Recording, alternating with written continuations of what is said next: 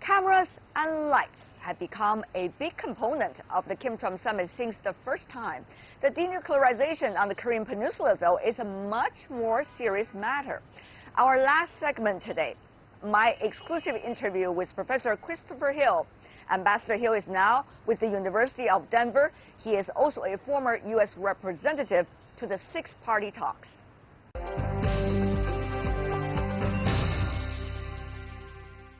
And now I'm joined by Ambassador Christopher Hill, who is the professor from University of Denver, and also he was leading the American delegation in the six-party talks from the year 2005 to 2009. What a pleasure to see you, Ambassador Hill.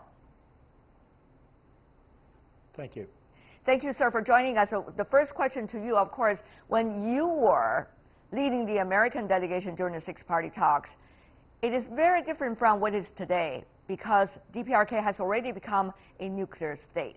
And therefore, what does it mean for the negotiations between the two sides this round? First of all, I think you're right. It's different. It's 10 years later. And in the meantime, North Korea has developed a lot of new technology, including some very threatening missiles, and also have had some successful nuclear detonations. But even though it's different, it's no less urgent. And I think the U.S. needs to be very clear with the North Koreans that we are seeking denuclearization and nothing less. The problem of allowing North Korea to keep its nuclear weapons is that at a certain point, other countries will be tempted to do the same. And I think then the whole international non-proliferation process kind of falls apart. So this is very important. This is why the U.S. is engaged. And I hope this is why China is engaged as well. What kind of time frame are we looking at? Given a seasoned negotiator as you are, I'm sure, sir, you have something in your mind already. Well, certainly, when you look at the document, the joint statement that was released in Singapore, it gave you no real indication of whether this was going to go forward.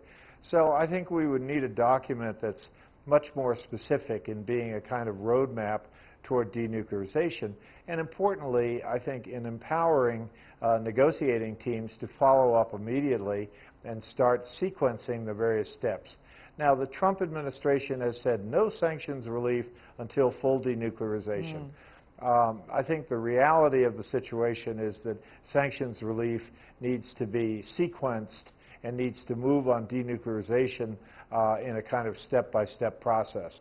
But we have to see what happens at the summit meeting in Vietnam, whether that's the case. Right. What I'm concerned about is, as much as I'm in favor of ending the war and this kind of rhetoric, I think it's fine, it's a good idea, improves atmospherics. But I think the North Koreans need to understand that U.S. troops are in South Korea not to attack North Korea, but to help South Korea defend South Korea. So I hope the North Koreans don't start talking about that as some kind of element that needs to be put into the mix of denuclearization. Ambassador Hill, help us to understand, ideally, what would that be? The first thing that the DPRK could commit to and commit with actions, and the U.S., as a result, could also commit to and commit with actions. What would those very first steps be? Well, I think the first step is to show the sort of totality of what needs to be done. That is not just shutting down an engine test facility or closing a nuclear test facility, but rather provide a declaration that involves the totality of what denuclearization involves, to make sure there's no misunderstanding on what denuclearization is. In return, I think the U.S. needs to be prepared to show the totality of what it is prepared to do together with other members of the international community. So I think you have to have a couple of lists, which on the North Korean side shows everything they're going to do, and on the U.S. side shows everything they're going to do. And if the North Koreans have specific ideas of what they would want the U.S. to do, they should ask for those ideas. So you get the two lists, the two total lists, and then you try to figure out how you can sequence elements of that so neither side feels exposed that has taken steps and then the other side has not reciprocated. So you have to have a kind of sequencing of these two sets of obligations. That's how I would do it as a negotiator, but I'm not going to speak for the negotiators on this. I'm sure they have some excellent ideas here. But the process needs to get going. And I would hope that after what we see in Hanoi, there will be an effort to move this quickly and move this from more general statements to much more specific. And I think the problem with Singapore is there was too much of a lapse of time. Mr. Ambassador, as you may know, timing and time is also a very important factor in any kind of negotiation. So are we looking at any time frame given your knowledge of the latest situation? For example, of the denuclearization reality on the Korean Peninsula and the latest geopolitical changes there. Is there a time frame you're looking at, Mr. Ambassador? I think a time frame has to depend on the technical tasks of some of the more complex elements which might come later. For example, in the course of denuclearization, you would have to have a situation where North Korea is prepared to give up its fissile material, that is, give up the material it can use in bombs. So, you know, that's not an easy thing to do, and there has to be a lot of process. Do you get another country involved? Do you have the fissile material taken out of the country? Do you have it put under some type of international arrangement? These issues would take time. So I'm not of the view that we can kind of wrap this up today or something. I think the issue needs to be an understanding of what needs to be done, and then look at the technical tasks of when it can be done. I just would not leave it until the end of history.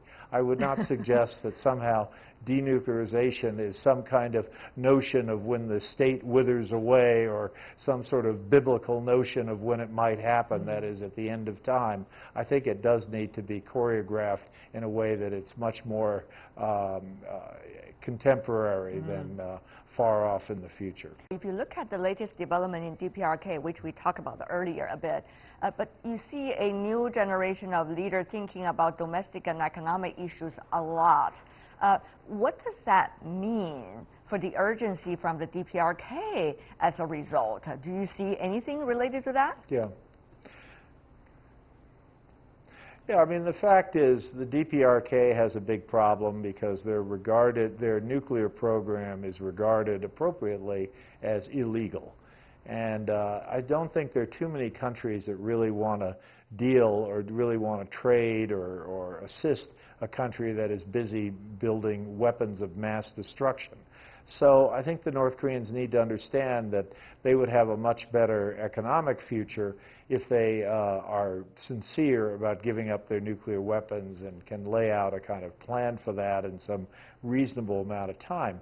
However, I think, as President Trump has said on many occasions, you know, that North Korea has some real potential as an economy, but their potential can only be realized when they make some reforms. I don't think there's a better country in the world than China to explain to the North Koreans that sometimes these reforms are difficult, but they are very necessary to bring the economy on in a modern way. And of course, this time the negotiation is taking place in Vietnam, which is also originally a socialist country, opening up, reformed, and its economy is somewhat taking off. That's right. I mean, anyone who's been to Vietnam is very struck by the dynamism of that economy. And it was a dynamism that was very hard to predict some decades ago. So, yes, I hope the North Koreans take note, because Vietnam has done a lot. They've improved their relations throughout the world. They have investments coming in from all over the world, and they don't have any ambitions for nuclear weapons. And the other thing about Vietnam, of course, Mr. Ambassador, you know better than I do, is the Vietnam War between the United States and Vietnam. And certainly there was also a Korean War between those on the Korean Peninsula and the United States, and certainly China was also involved in that process. So it seems that when war gone, what are the leftovers for us? Will they be denuclearization or the nuclearization, Mr. Ambassador? You know, the U.S. role in the Vietnam War ended in 1975. The Korean War ended in 1953. Vietnam has since moved on to be a very good friend and partner to the U.S. We have good diplomatic relations and good economic relations. So I think there's much to be learned from the experience of reconciliation that followed that terrible Vietnam War. So in contrast, the Korean War is still talked about as if it just ended yesterday, and in fact it was many, many decades ago.